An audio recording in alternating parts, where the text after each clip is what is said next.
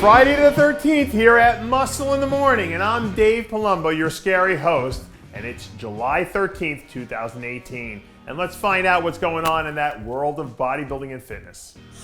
I don't know about you, but if I just won my pro debut at one of the biggest shows in the country, I'd probably still be sleeping off a legendary hangover in the middle of the right field bleachers at Wrigley Field in Chicago. But luckily for him, Wesley Vissers and I don't seem to have that in common.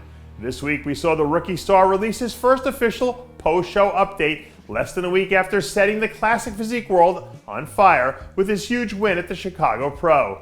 According to Vissers and his team, there's still a lot of work to be done between now and the Olympia if he wants to be competitive. But with less than 2 months left until it's go time, you wonder if there's enough time for them to actually do enough to make an impact on the final outcome of the contest.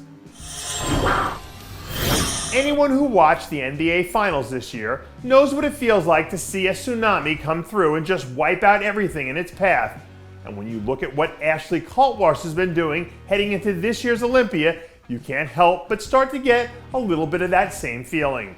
After last week's massacre up at the Vancouver Pro, Kaltwasser is starting to look like a complete juggernaut heading into the big return to the Olympia stage in September. Over the last 5 years or so, we've probably seen more turnover at the top of the bikini division than we have in any other division in the pro league. So I don't think it would come as too big of a shock if she showed up and became the first woman in history to win back the Bikini Olympia title. Sometimes in sports, you find yourself sucked into rooting for some of the athletes who are just legitimately good people. And you won't find many athletes in the 212 division who are better people than the reigning and defending Arnold Classic champ, Kamal Elgargni.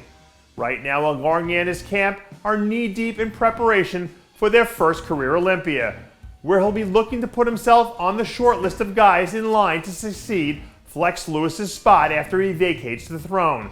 Within the last week or so, we've slowly started to see Kamal start rounding back into that first-class championship form he had back at the start of the season.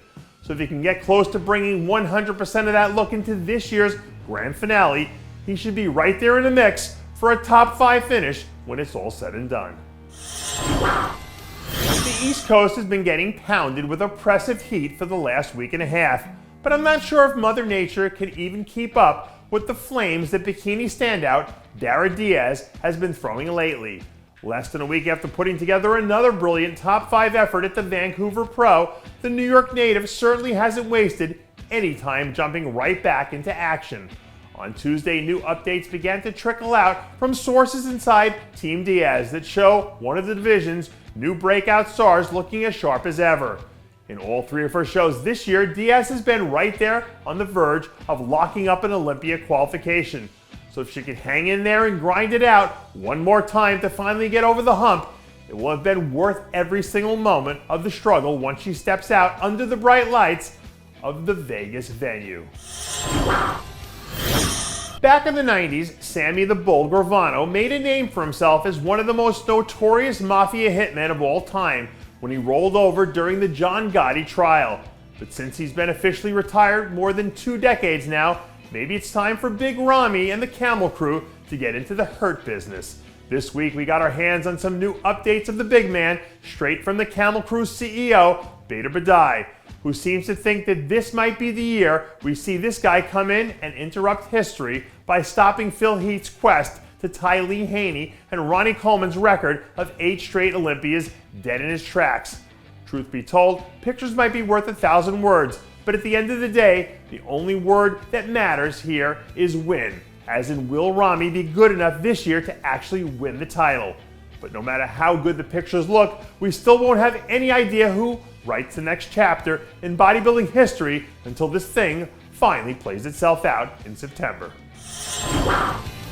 And that does it for yet another edition of Muscle in the Morning. I'm Dave Palumbo, reminding you to always be true to your passions, and make sure to follow us on Facebook, Twitter, and Instagram.